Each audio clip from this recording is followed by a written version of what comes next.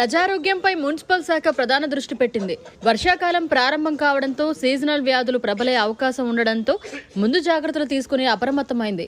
Municipal శాఖ మంత్రి నారాయణ ఇవాళ విజయవాడ కార్పొరేషన్ పరిధిలో ఎమ్మెల్యే గద్దె రామ్మోహన్ తో కలిసి పలు కాలనీల్లో పర్యటించారు. మంచినీటి సరఫరా, నీటి నాణ్యతపై ప్రజలను నేరుగా కలుసుకుని ఇబ్బందులు తెలుసుకున్నారు.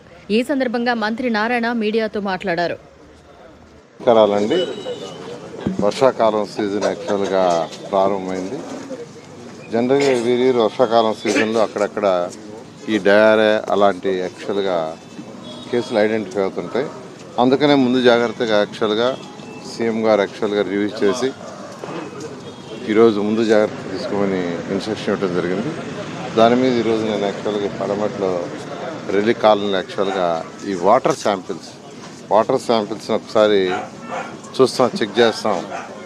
ఎందుకనంటే ఎక్కడైతే ట్రీట్మెంట్ ప్లాంట్లో ఈ యొక్క క్లోరినేషన్ కోసంగా 2 ppm అక్కడ కానీ ఉంచితే అది ఎండ్ పాయింట్ అంటే లాస్ట్ ట్యాప్కి వచ్చేసరికి మినిమం 0.2 ppm ఉండాలనేది స్టాండర్డ్. అలా ఉన్నప్పుడు క్వాలిటీ ఆఫ్ వాటర్ ఉంటుందని దానికోసం యాక్చువల్గా ఇప్పుడు కమిషనర్ గారితో వాళ్ళ అధికారులతో రావటం, ఇక్కడ ఎండ్ ట్యాప్లో యాక్చువల్గా ఈ ఏరియాలో చెక్ చేసాం. చెక్ చేస్తే అది స్టాండర్డ్స్ ప్రకారం ఉంది. ఏ స్టాండర్డ్స్ అయితే ఉందో ఆ స్టాండర్డ్స్. ఈరోజు దాదాపు ఈ యొక్క విజయవాడ సిటీలో విజయవాడ కార్పొరేషన్లో దాదాపు డైలీ ఒక 600 శాంపిల్స్ తీసేది. 600 శాంపిల్స్ యాక్చువల్గా తీయడం జరిగింది. వాటన్నిటిలో కూడా యాక్చువల్గా నెగిటివ్ ఉంది. నెగిటివ్ అంటే ఎటువంటి ప్రాబ్లం లేదని. ఈరోజు నెల్లూరు పాపులేషన్ తీసుకుంటే ఈ విజయవాడ కార్పొరేషన్ దాదాపు 12 లక్షల పైన పాపులేషన్ ఉంది.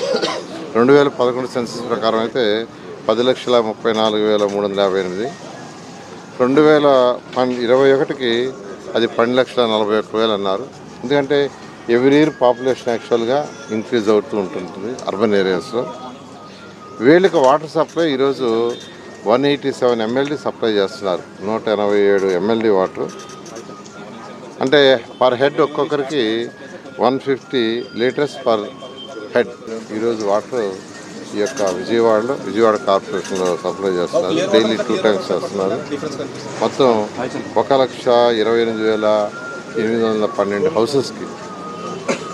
అయితే జనరల్గా ఏంటంటే ఈ యొక్క రైనీ సీజన్లో వర్షాలు వచ్చినప్పుడు ఎక్కడైతే ఓపెన్ డ్రైన్స్ ఉంటాయో ఓపెన్ డ్రైన్స్లో వాటర్ ఓవర్ఫ్లో అయ్యి అవి ట్యాప్స్ కనెక్షన్స్లో ఎక్కడన్నా చిన్న లీక్ ఉంటే దానిలో పోవటం, అది ఆ నీళ్లు తాగటం, కలుషితం కావటం దానివల్ల జరుగుతుంటుంది. అందుకని యాక్చువల్గా అధికారులందరికీ మనం టెలికాన్ఫరెన్స్ పెట్టి స్టేట్ మొత్తం అన్ని మున్సిపాలిటీస్కి ఇన్స్ట్రక్షన్ ఇచ్చాను. ఇమీడియట్గా సిల్ట్ డ్రైవ్ చేయమని.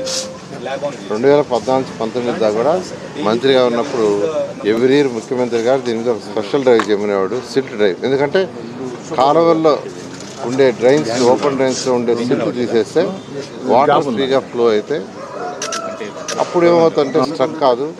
అప్పుడు ఇటువంటి ప్రాబ్లమ్స్ వీలైనంత వరకు మినిమైజ్ కావటానికి ఉంటుంది.